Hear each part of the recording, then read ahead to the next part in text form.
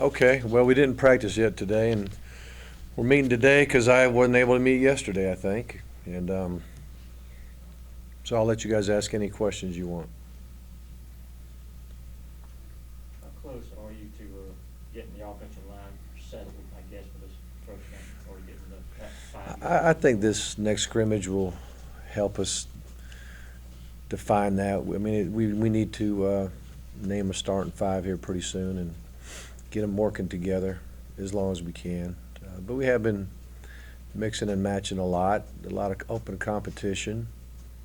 It hadn't been all bad. I mean, there's some years you're desperate to find five that can play at all, and we think there's a possibility of having more like 8 or 9 guys, maybe even 10.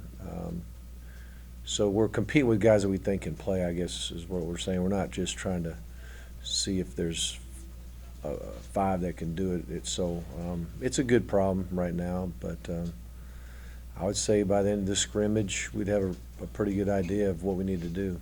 You could play as many as 9 or 10? Or is it- Well, I think there's probably 8, 9 that could get in the game and compete SEC level football and play winning football for us. So, yeah, I think we've got a pretty good. There's a couple young guys. The 2 guys that are young that are closest to being ready is Wynn and Sims. Not to say they'll be starters, but they've shown enough to make us think that they can help us this year as well.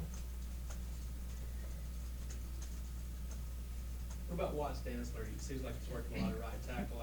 Yeah, Watts is one of those guys. He's gotten some reps with the ones, and he's had some opportunity to prove he's ready to go. He's had good days and bad days, like a lot of them. I don't know if anybody's been truly consistent the whole way through, but it's a lot of practices. It's a lot of days, so you can't expect one guy to be perfect every day. But he's certainly he's in the mix. He's one of the guys in the mix. Who's emerging at the quarterback spot opposite Damian and also at the star position? Well, the corners that we're working, and we got so many working parts there too. It's just been that's very similar to the offensive line. Jeremy's really put just about everybody out there. Rico has been playing some. Bowman has had a lot of reps there. I almost need my depth chart in front of me. As far as the nickel's concerned, we've been mostly getting J.J. Green and Malcolm Parrish. Swan knows how to play that position. We'll probably train Mauger there a little bit as well. Shadow Fenteg back to corner, getting a lot of reps out there. Is Shadow about up to full speed since his little? Shadow's moved. Yeah, Shadow's got no limitations right now.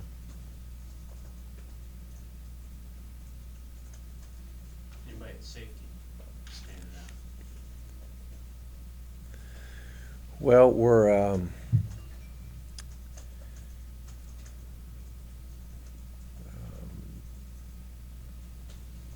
Dominique Sanders is getting work again there, back there.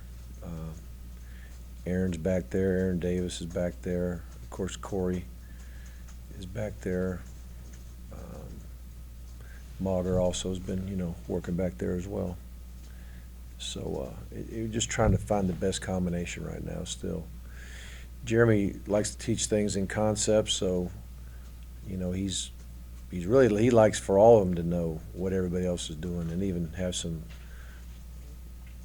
functionality, not just knowledge, but the ability to do it. So he's been rolling them around pretty good. It's not a settled situation at all, I don't think.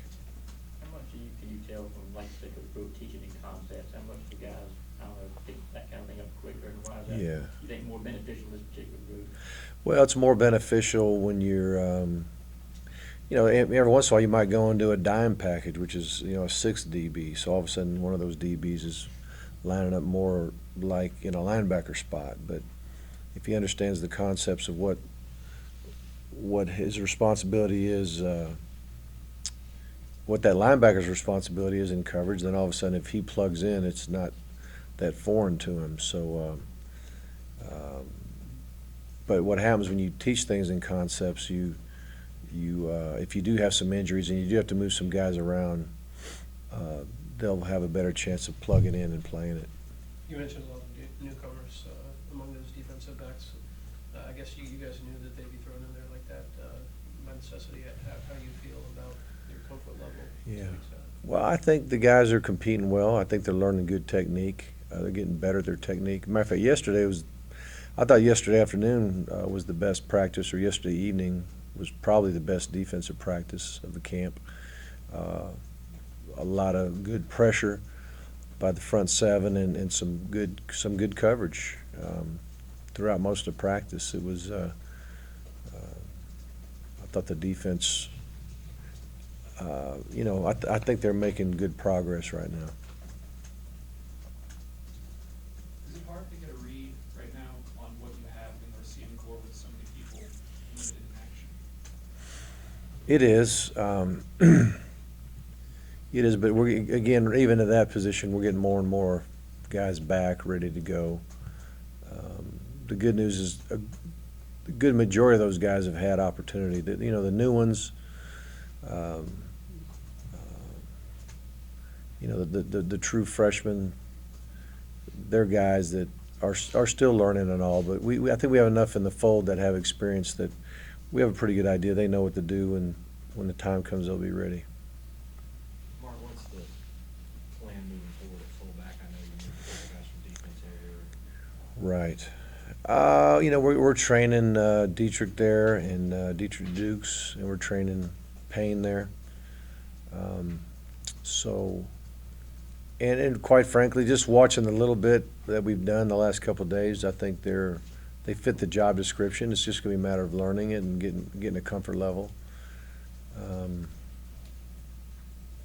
But Maxie's there, and Faulkner's been working there too. Maxie's had a lot of reps at that position, knows what to do.